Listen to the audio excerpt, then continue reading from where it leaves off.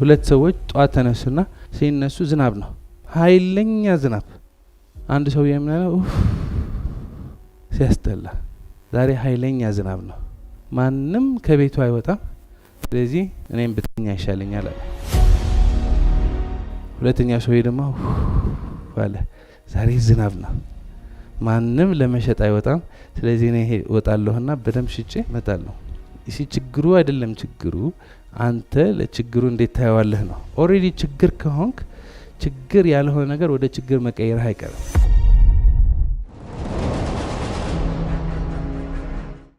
ዛሬ ደግሞ በጣም ተአምረኛ የሆነ የአእምሮ መሳሪያ እንማራለን። ገነት ይታይሻል? አዎ፣ ዳሽን ባንክ። ምንድን ነው? የዳሽን ባንክ መሰለኝ። የዳሽን ባንክ ደብተር ነው? አይ ቼክ። እንዴት አወቅሽ የዳሽን ባንክ መሆኑ? ዳሽን ባንክ ይላል። ዳሽን ባንክ የሚል ጽሁፍ አለው? አዎ፣ በአማርኛም በእንግሊዘኛም አለ። ሌላስ ምን አለው ከጽሁፍ ውጪ? ተራራው የማን ምልክት ነው? ዳሽን ተራራ። የዳሽን ተራራ። ስለዚህ የዳሽን ተራራና ዳሽን ባንክ የሚል ጽሁፍ ስታይ ይሄ የዳሽን ባንክ ነው ብለሽ አመንሽ።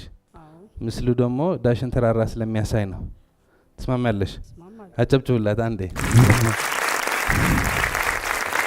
እኔ እዚህ ቼክ ደብተር ካቨሩ ላይ ዳሽን ባንክ የሚል ጽሁፍ የለም ተራራም የለም ብልሽ እውነቴ ነው ወይስ ውሸቴ? እንዴ ውሸቴ ነው። ውሸቴ ነው። አሁንስ? አሁንማ ጀርባው ነው። አሁን እውነቱ ነው። አይ እኔ እኮ ከፊቱ አላልኩሽም። የኔ ጥያቄ ምን ነበረ? ቼክ ደብተር ካቨሩ ላይ ይሄም ካቨሩ ነው፣ ይሄም ካቨሩ ነው። ከፊት አላልኩሽም፣ ካቨሩ ላይ ነው ያልኩሽ። ተራራም የለም ብልሽ እውነቴ ነው ወይ ውሸቴ ስልሽ ምንድን ነው ያልሽ? አይ አለ ውሸቴ። ውሸትህ ነው አልሽ። ይሄም ካቨር ነው፣ ይሄም ካቨር ነው። አንቺ የሚታይሽ ይሄ ነው፣ እኔ የሚታየኝ ይሄ ነው። የአንቺ ፊት የኔ ጀርባ ነው፣ የኔ ፊት የአንቺ ጀርባ ነው። የኔ ቀኝ የአንቺ ግራ ነው፣ የአንቺ ቀኝ የኔ ግራ ነው። ይሄ ምን ይባላል? ፐርሰፕሽን፣ የአእምሮ መሳሪያ፣ እይታ። አንቺ የምታይበት መንገድ በአይንሽ ብቻ አይደለም፣ በጆሮሽ፣ በአፍንጫሽ፣ በመቅመስ፣ በመዳሰስ፣ በአምስት የስሜት ህዋሶች የምታዩ ነገር ምን ይባላል? እይታ። ሰው የሚያየው ፊት ለፊት ያለው ነገር ነው እንጂ አጠቃላይ ሁኔታ አይደለም። ሁሉ ጊዜ ከፈተና በኋላ በረከት አለ፣ ከችግር በኋላ መፍትሄ አለ፣ ከጥያቄ በኋላ መልስ አለ። ይሄን አምኛለሁ። አምነሻል። ግን አብዛኛው ጊዜ ልክ እዚህ ጋር ገብቶሻል። ይሄ ክላስ አይደል? ይሄ ክላስ እየገባሽ ነው፣ በደንብ እየተማርሽ ነው። ግን ይሄ ጥያቄ ስጠይቅህ ውሸትህ ነው አልሽ። ባለፈ ታስታውሻለሽ አይደል? አንቺ ልክ ነሽ ማለት እኔ ተሳስቻለሁ ማለት አይደለም። ገብቶሻል? እኔና አንቺ ልንጣላ እቺ በቂ ናት። እነዚህ ሁለት ሰዎች እያየሽ ነው። ሁለት ሰዎች ምን ያደርጉ ናቸው? 6 አንደኛው 9 ሊጨቃጭ አንድ ነገር ናት። እቺ 6 ናት 9 6ም አይደለችም 9ም አይደለችም። ይሄ ሰውዬ ግን ምን ሆነ የምታየው? ልጅቷ ምን ሆነ የሚታያት? አባት ልጅና አባት እየተከራከራችሁ ያላችሁ ባልና ሚስት ሙሉ ጭቅጭቁ በምንድን ነው? እኔ ልክ ነኝ፣ አንተ ተሳስተሃል። እኔ ልክ እንደሆነ አንተ ግዴታ መሳሳት የለብህም። አሁን አንድ ጉዳይ አለች አይደል? 6ም አይደለችም 9ኛ አይደለችም። አንተ 6 አድርገህ ካየሃት ወንድሞችህ 9 አድርጎ ካየዋት አትግባቡም። አሁን አንዳችሁ ባለፈ ሳምንት ምን ብሎ ጠቅሰዋል? አንድ ሰውዬ ግትር ነው ብለዋል። ስም ሰጥተዋል። 6 9 ስም ሰጥተዋል። ስም ከሰጠሁ በኋላ መመለሻ የለውም። ዊክሊ። ስለዚህ ምንድን ነው ያልታየን? የኛ እይታ ብቻ የምናየው ያለን፣ የሌላ ሰው እይታ ያልታየን ነገር ምንድን ነው ያለ ነው ጥያቄው።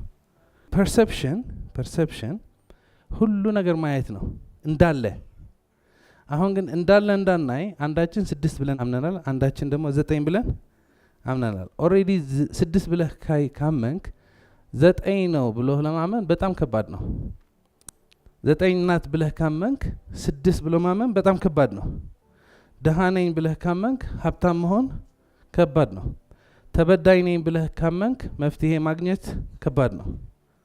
አልታየህም ማለት የለም ማለት አይደለም። አሁን ፐርሰፕሽን የተሰጠን ሰፋ አድርገን እንድናይ ነው። ግን አብዛኛው ሰው በምን ነው የሚሰራው? ፐርሰፕሽኑ በ5 የስሜት ህዋሶችና በፓራዳይም ነው። አንድ ነገር እንደ አንድ ነገር ዲፋይን አድርጎ ከተቀበለው ከዛ ውጪ አይታየው። ይሲ የምንፈልገው ህይወት እንድኖር ህልማችን እንድናሳካ የምንፈልገው ውጤት እንድናገኝ አለ። ግን የለም ብለህ ካየኸው ኦልሬዲ ታይቷል።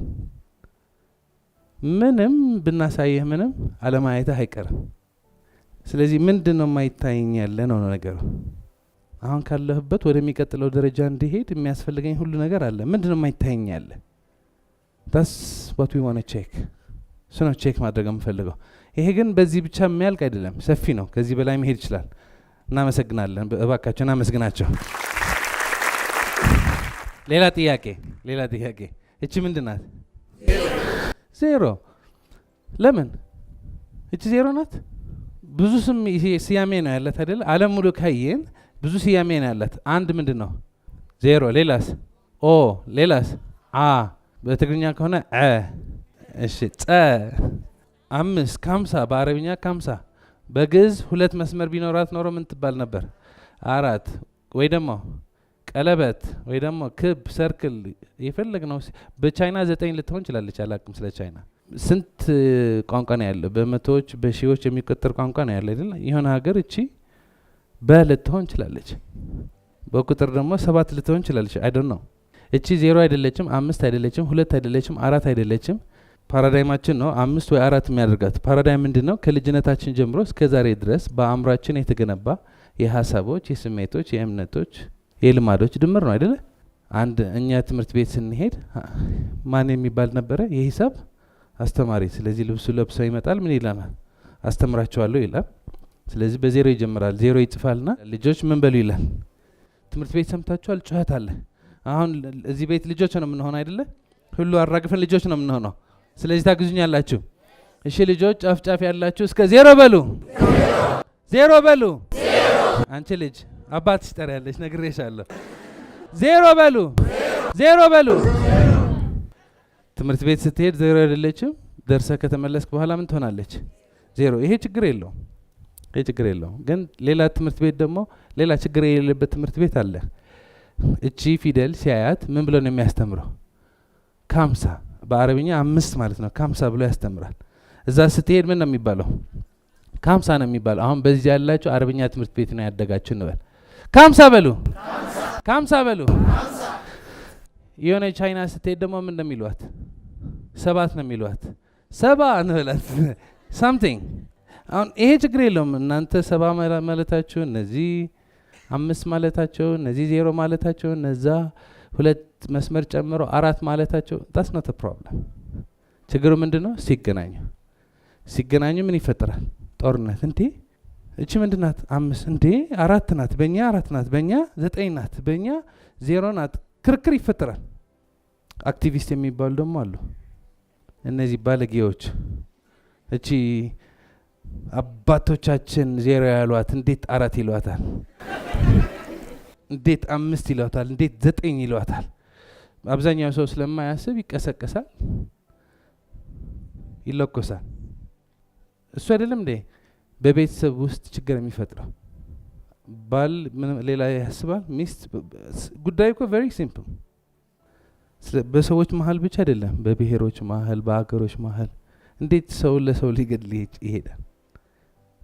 መለስ ብለን ለምን አናየው? እዚህ አፍሪካ ያለ ጦርነቶች የነበሩ ጦርነቶች ለጦርነቶች የሚያበቁ ናቸው። በዘመናችን ከኤርትራና ኢትዮጵያ የነበረ ጦርነት ለጦርነት የሚያበቃ ነው። አሁን በአገር ውስጥ የነበረ ጦርነት ለጦርነት የሚያበቃ ነው። አሁን ያለስ ከዚህ ካልተማርን አይቀጥልም። እኔ ልክ ነኝ ማለት አንተ ተሳስተሃል ማለት አይደለም። የሀሳብ ልዩነት ካለ መግባባት እንችላለን። ግን ነገሩ እንዳለ ስለማናየው አወሳስበን ነው የምናየው። የዛሬ ዋናው ፖይንት ምንድነው? ፐርሰፕሽን። ነገሮች እንዴት ነው የምታያቸው? አወሳስበህ ካየሃቸው መወሳሰባቸው አይቀርም። አካብደህ ካየሃቸው መካበዳቸው አይቀርም። አጨናነቀህ ካየሃቸው መንጨናነቃቸው አይቀርም። አስቸግረህ ካየሃቸው ማስቸግራቸው አይቀርም። ይሄ ነው ዋናው ቁም ነገር። የምናየው በምንድን ነው? በ5 የስሜት ህዋሶቻችን። ግን እነዚህ 5 የስሜት ህዋሶቻችን መነጽር አላቸው። ያ መነጽር ይባላል ፓራዳይም። በውስጣችን there is a paradigm። ያ ፓራዳይም ምን እንዴት እናየዋለን ይወስናል። ኤፊ ባከና ወደዚህ አንዴ ለገነት ስጣት ማይክሮፎን። ይታይሻል? ይሄ ልጅ ቀይ ልጅ ነው፣ ጠይም ልጅ ነው፣ ጥቁር ልጅ? እንደዚህ በፊት ለፊት ሳይሆን ቀይ ነው። ቀይ ነው። በጀርባ ስታይስ በደንብ በፊት ለፊት ሳይሆን ቀይ ነው። ከጀርባ የምትለኝ አላውቅም። ኢትስ ቬሪ ጉድ። አሁን እየተጠነቀቅን ነው። አሁን ምንድን ነው ኤፍሬም ማንኛውም ሰው አይቶ ቀይ ነው የሚለው አይደለ? ኤፍሬም ግን ቀይ አይደለም። ከለር ተምረናል አይደለ? ብዙ ከለሮች ተምረናል። ምንጣፉ ቀይ ነው ብትሉኝ እሺ፣ ምንጣፉ ቀይ ነው። እቺ ክሊከርስ ቀይ፣ ይሄ ቀይ ነው። እስከናስተያየው ቀይ ነው እንዴ? ከለር እኔ ማወራለሁ ከለር ነው። የኔ ቁም ነገር ምንድን ነው? በአይናችን አይደለም የምናየው፣ በአእምሯችን ነው የምናየው።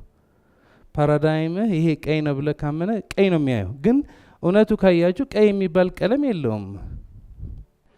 the way you perceive anything is everything። ነገሮች እንዴት ትመለከታቸው የሌለ ነገር ነው። ፈረንጅ ሲሆን ነጭ ነው እንላለን፣ ነጭ ይሄ ነው።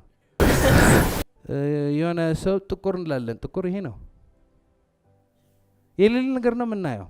ምክንያቱም በአይናችን ሳይሆን የምናየው በምን ነው የምናየው? በአእምሮ። የሌለ ነገር ነው የምታየው። ማንም ደግሞ ሀሳብ አያስቀይርህም። ወንድሜ ግትር ነው ካልክ ትግታተራለህ፣ መቼም አይፈታም።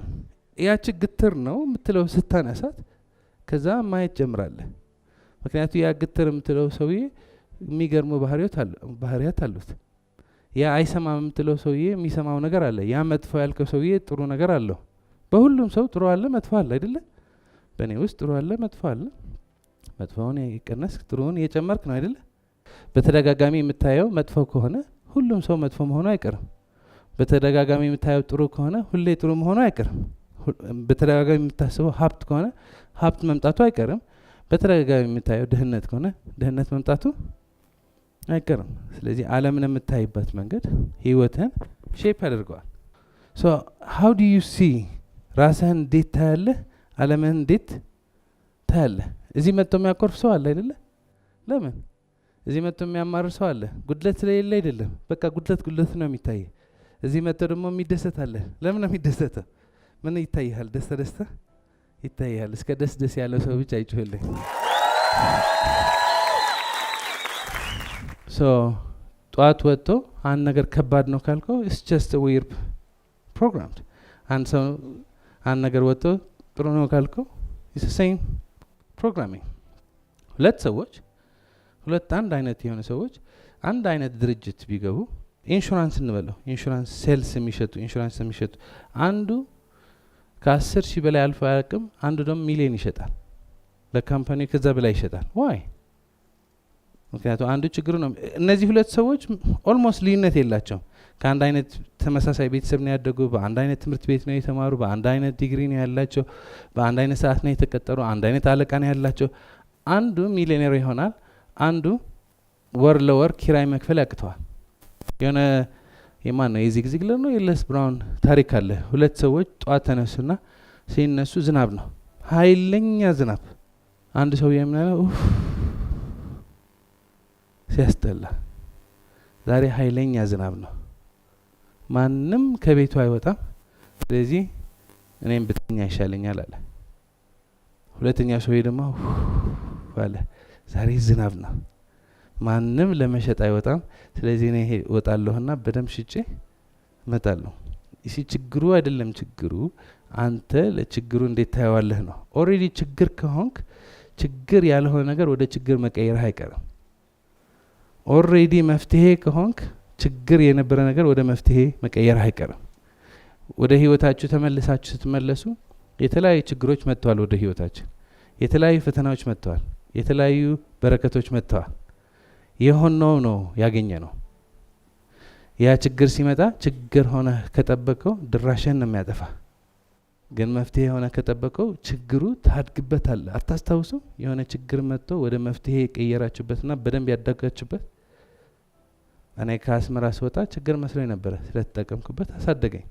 አስመራ 5 ሚሊዮን ህዝብ ነው ያለ። ስወጣ አልተመቸኝም ነበር፣ ወደ ዩሮፕ ሊሄድ ነው ያልኩት። ግን ኢትዮጵያ ስመጣ 120 ምናምን ሚሊዮን ነው ያለ። ካፌና ሬስቶራንት ሰራ ነበር። ሲከስር መጥፎ ነው የመሰለኝ። አንድ ሰውዬ አንድ ቀን መጥቶ ምን አለኝ፣ ዳዊት ያንተ ክህሎት አንድ ድርጅት ላይ ተዘግቶ መቅረት የለበትም፣ ለሀገር ሙሉ የሚተርፍ ነው አለ። ሀፒ ካፌ በሆን ኖሮ ይሄ ሁሉ መረዳት በካፌ ብቻ ሊቀር ይችል ነበረ። ያ ችግር መፍትሄ ያልሆነ ለእኔ ብቻ ሳይሆን ለኢትዮጵያ መፍትሄ ያልሆነ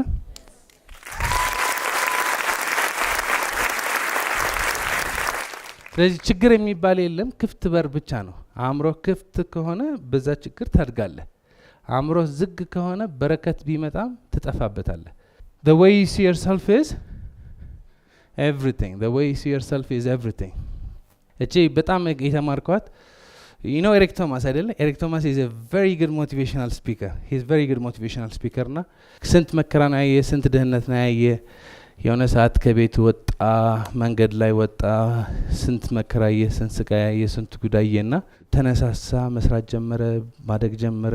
ኤሪክ ቶማስ አሁን የት እንደደረሰ ሁሉ ሰው የሚያውቀው ነው። he's one of the best motivational speaker። የሆነ ሰዓት ሞቅ አለውና እኔ እኮ መማር አለብኝ፣ እኔ እኮ አእምሮ መስራት አለብኝ ብሎ he was the best motivational speaker, one of the best motivational speakers in the world። በደንብ አድጓልና ግን ምን አለ በቃ መማር አለብኝ አለ። ግን አብዛኛው ሰው መማር አለብኝ ብሎ ሲሄድ የሚያስፈልገው ሳይሆን የሚማረው የሚመስለው እዚህ ጋር ሰው መጥቶ የሚስማማው ነው የሚማረው እንጂ የሚጠቅመው አይደለም። የሚመቸው ነው መማር የሚፈልገው እንጂ የሚጠቅመው መማር አይፈልግም። ይሲ ትምህርቱ እንድትቀየር፣ እንድትሻሻል፣ የተሻለ ሰው እንድትሆን ከጠየቀ አትፈልጋትም። ለምሳሌ ወንድምህ እያናደደህ ከሆነ እሱን ማጥፋት ፈልገህ ከመጣህ አይ ከእሱ ጋር ፍቅር ነው መሆን ያለብህ፣ ችግሩ ከወንድምህ ጋር ሳይሆን አንተ ጋር ነው ሲባል እችን መቀበል አትፈልጋትም። እውነቷ ካልተቀበልካት ደግሞ አይፈታም። ይሲ ውጭውን አልቀይረውም። በተደጋጋሚ የምናገረው ነገር እዚህ ምንድን ነው? ውጭው አልቀይረውም። እኔ የምቀይረው ምንድን ነው? ውስጥ ቀይረው ውጭ መቀየር አያስፈልገውም፣ በራሱ ሰዓት ይቀይራል። ኤኒዌይ ኤሪክ ቶማስ ሄደ ወደ ቦብ ፕሮክተር ና ይጠይቀዋል። ቦብ ፕሮክተር ላይ ኤሪክ ቶማስ ኤሪክ ምን እየሰራህ ነው? መጽሐፍ እየሸጥክ ነው አለ። ደስ አለው። አሁን በሱ ቤት ማለት ነው። በኮሚኒቲ እሱ ብቻ ነው መጽሐፍ ያለው እና ቦብ ፕሮክተር ገና መጽሐፍ እየሸጥክ ነው ሲለው እንዴ ምን ማለት ነው ቦብ ፕሮክተር? በሰፈራችን እኮ በከተማችን እኮ እኔ ብቻ ነኝ፣ ብቸኛው ጸሐፊ ደራሲ እኔ ብቻ ነኝ ኢን ሚሊየንስ መጽሐፍ ይሸጥኩ፣ ኢን ሚሊየንስ ያገኘው እኔ ነኝ። ምን ማለት ነው ቦብ ፕሮክተር? እሺ ስንት ነው የምታስከፍለው አለው። 10,000 ያለው በደስታ ማለት ነው። 10,000 ብቻ ነው የምታስከፍለው አለው። 20,000 ያስከፍላል። እንዴ አሁን ኤሪክ ቶማስ he's one of the best እዚህ ኢትዮጵያ ውስጥ ስለሱ ያወራን ነው። በጣም በቃ ከዛ ድህነት አባቱ አያውቀውም። እናቱ የሆነ ሰዓት ተጣልተው አባረዋለች። ጎዳና ተዳዳሪ ሆነዋል። ባዶ የሆኑ ያላለቁ ህንፃዎች በብርድ አድረዋል። ከቆሻሻ አንስቶ ምግብ አንስተዋል። ከዚህ ተነስቶ ግን ትምህርቱ ጨርሶ ፒኤችዲ ይዞ የሚገርም ስራ የሰራ ነው። ግን ራሱን ሲያያት ገና እንደዛ ቆሻሻ አንስቶ የሚበላ ሰውዬ ነው የሚያያት እና መጽሐፍ በመሸጡ የዓለም ጣራ የነካ መስሎታል። ፒኤችዲ መያዙ የዓለም ጣራ የያዘ መስሎታል። $10,000 እናቴ እኮ $10,000 አይደለም በቀን በወር በአመት አግኝታ አታውቅም። እኔ እኮ 10,000 በአንድ ኢቨንት እኮ ነው የማገኘው። 20,000 ሞክርና ከዛ ተመለሳለሁ። ሄደ።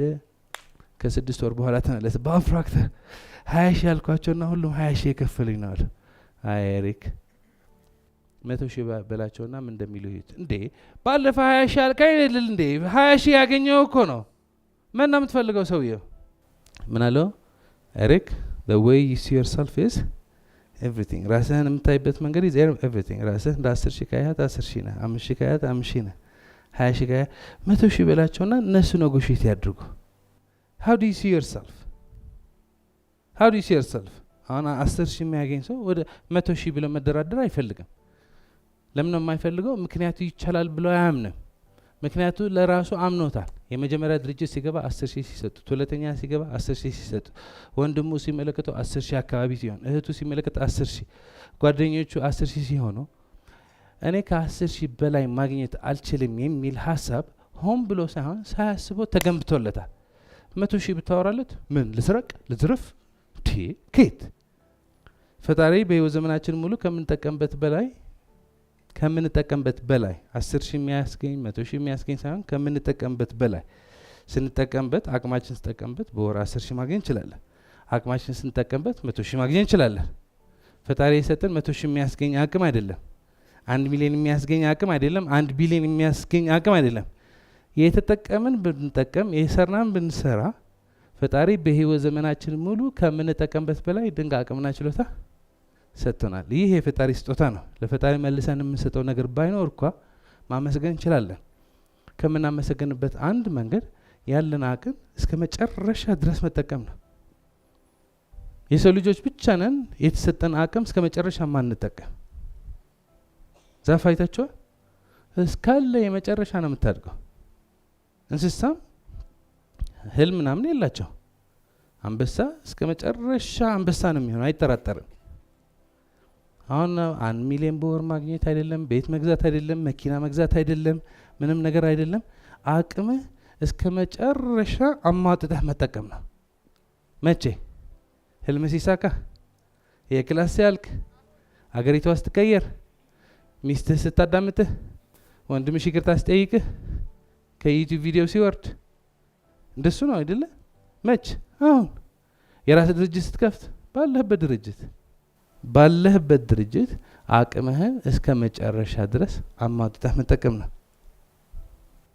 አሟጥጠህ ስትጠቀም መድረስ ያለብህ ትደርሳለህ። ግን አሟጥጠህ እንዳትጠቀም አገሪቷ ተስፋ የላትም፣ ሚስቴ አትሰማኝም፣ ወንድሜ ተጣልቶኛል፣ ብሰራም ትርጉም የለውም፣ ይህ ትደርሳለሁ፣ 1000 ዓመት አልኖርም፣ ሶ ሜኒ ናንሰንስ የሆኑ ስቶሪዎች አእምሮ ሞልተዋል። የአእምሮ እንቅልፍም ይነሳሃል፣ ጠዋት ስትሄድም ያደክመሃል፣ ስትሄድም ጉልበትህ እንድጠቀምበት አይፈቅድም። ችግሩ ከዓለም አይደለም፣ ችግሩ አእምሮ ካለ ፓራዳይም ነው። ይሄ ፓራዳይም አእምሮ ብቻ ሳይሆን 5 የስሜት ህዋሶችን የተቋጠሮ ነው ያለ። ከፊት ለፊት ያለው ብቻ ነው የሚያየው፣ ከጀርባ ያለው በረከት አያየው። ፊት ለፊት ያለ ችግር እንጂ ከፊት ለፊት ያለ የሚያስፈራ ነገር እንጂ እሱ ተሻግረህ ምን በረከት እንዳለ አይ ሶ what we want to do is ይሄ ፓራዳይም እናነሳዋለን። ፓራዳይም ስናነሳው አይናችን ችግር የለበትም። ፓራዳይም ስናነሳው 5 የስሜት ህዋሶች ችግር የለባቸው። ችግሩ ከ5 የስሜት ህዋሶች ሳይሆን ችግሩ 5 የስሜት ህዋሶቻችን ከተቋጠሩ ፓራዳይም ነው። አሁን ገነት ጀመረች። ምን ማለት ጀመረች? ከፊቴ ማለት ጀመረች። ስለዚህ አሁን ምን አውቃታል? ከፊቷና ከጀርባዋ ማለት የምታየው ያለች ነገር ፊት እንዳለውና ጀርባ እንዳለው፣ ቀኝና ግራ እንዳለው፣ ላይና ታች እንዳለው፣ ጥያቄ ካለ መልስ አለ፣ ችግር ካለ መፍትሄ አለ፣ ቀኝ ካለ ግራ አለ፣ ላይ ካለ ታች አለ፣ ትልቅ ካለ ትንሽ አለ፣ ውስጥ ካለ ውጭ አለ። this is called the law of polarity። ለሁሉም ነገር ተቃራኒ አለው። ከባድ ችግር ካለ ከባድ መፍትሄ አለ፣ ትልቅ ፈተና ካለ ትልቅ በረከት አለ፣ የሚገርም ጥያቄ ካለ የሚገርም መልስ አለ፣ ማጣት ካለ ማግኘት አለ፣ ኪሳራ ካለ ትርፍ አለ፣ እዳ ካለ በደንብ ማትረፍ ይቻላል። ትኩረትህ ምን ላይ ነው? አእምሮህ ምን ላይ ነው የተጠመደው? እሱን የማሰብ ግዴታ የለብህም። ችግር ካለ ተቃራኒ የሆነ ደስ የሚልህ መፍትሄ አለ፣ በቤተሰብ፣ በአገር፣ በገቢ፣ በጤንነት፣ በሁሉም ነገር። አሁን አእምሮህ ነጻ ሲሆን 5 የስሜት ህዋሶችህ 6 የአእምሮ መሳሪያዎች መስራት ይጀምራሉና ማትፈልገው ሳይሆን የምትፈልገው ነገር ፒክ አድርጎ ማየት መጠቀም ይጀምራሉ። እንስማማለን?